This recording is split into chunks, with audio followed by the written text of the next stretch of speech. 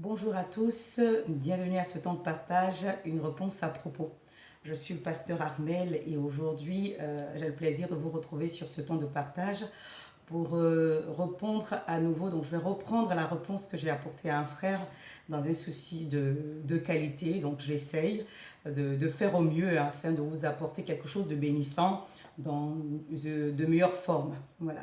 Donc aujourd'hui, je vais reprendre la réponse que j'ai apportée à ce frère-là qui m'a demandé, pasteur, comment est-ce que je fais pour entendre la voix de Dieu? Comment est-ce que je fais pour discerner la voix de Dieu?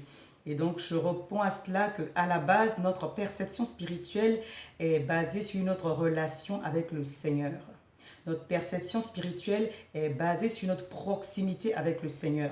C'est comme les personnes qui sont chez nous à la maison. Plus nous sommes proches d'eux, plus nous les comprenons, plus nous reconnaissons leur voix. Donc plus on s'approche de Dieu à travers la prière, à travers la méditation de la parole, et plus on apprend à reconnaître la voix de Dieu. Il faut savoir que lorsque nous parlons à Dieu, Dieu nous répond toujours. Il faut qu'on soit dans l'assurance en fait.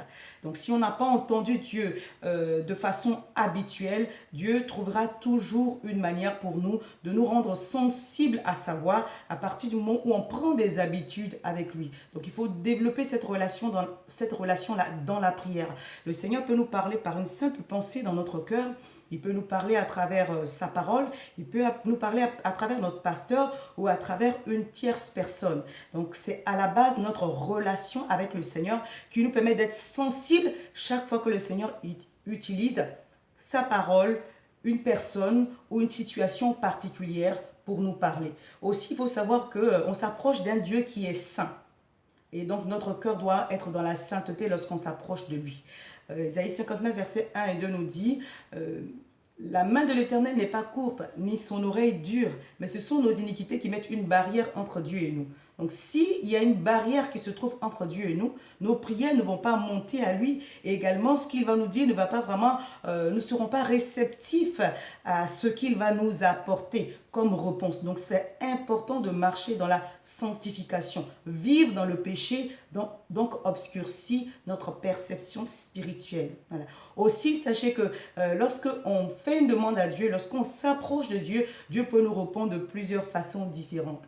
Il peut nous répondre par oui, il peut nous répondre par non, mais également il peut nous répondre par patiente. Lorsque Dieu nous répond par oui, ça veut dire qu'il est favorable. Lorsque Dieu nous répond par non, ça veut dire que ce n'est pas la bonne chose pour nous, il y a quelque chose de meilleur devant. Et lorsque Dieu nous dit d'attendre, c'est l'occasion pour nous de développer le fruit de l'esprit qui est la patience. Il est important de savoir qu'à la base, Dieu est plus intéressé à travailler notre caractère qu'à nous donner des choses. À partir du moment où on a le cœur qui sait recevoir, on recevra toujours, on sera dans l'abondance. Donc le plus important pour Dieu, c'est de former en nous l'homme qui est selon son cœur et ensuite les bénédictions vont couler. C'est pourquoi il dit dans le livre de Matthieu, cherchez premièrement le royaume des cieux et sa justice. Ça veut dire chercher premièrement comment Dieu fonctionne et tout le reste sera donné par-dessus. Donc lorsque Dieu nous dit oui, c'est bien, on est content. Lorsque Dieu nous dit non, des fois on n'est pas très content, mais on le voit plus tard dans l'avenir que c'était mieux pour nous d'attendre. Et lorsque Dieu nous dit de patienter, il développe le fruit de l'esprit en nous. Tout ça, ce sont des réponses que Dieu nous donne lorsqu'il nous parle. Et puis également, il y a une différence à faire entre la voix des circonstances et la voix de Dieu. Donc la voix des circonstances, en général, elle est oppressante. Elle est très forte, elle est bruyante, elle nous menace.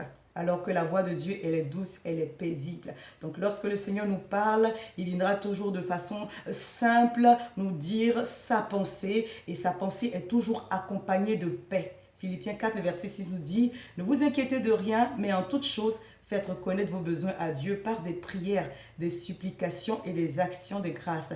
Et la paix de Dieu qui surpasse toute intelligence gardera vos cœurs et vos pensées en Jésus-Christ de Nazareth. Si Dieu vous parle, il vous donnera toujours sa paix pour accompagner sa parole. Donc lorsqu'on a la paix, alors on a le signe que nous sommes en train d'être instruits, d'être guidés par le Seigneur. Voici ce que j'ai voulu apporter comme réponse succincte, afin que quelqu'un sache que sa relation avec le Seigneur est d'abord basée sur sa proximité avec Dieu. Plus je me rapproche de Dieu, plus je suis sensible à sa voix. Il faut que j'accepte les différentes façons dont Dieu me parle, et aussi que quand Dieu me parle, il me parle de façon soft, il me parle de façon tranquille, afin que je sois et que je puisse baigner dans sa paix. Soyez bénis et j'espère que cette réponse vous a quelque peu éclairé. Je vous dis à très bientôt. Au revoir.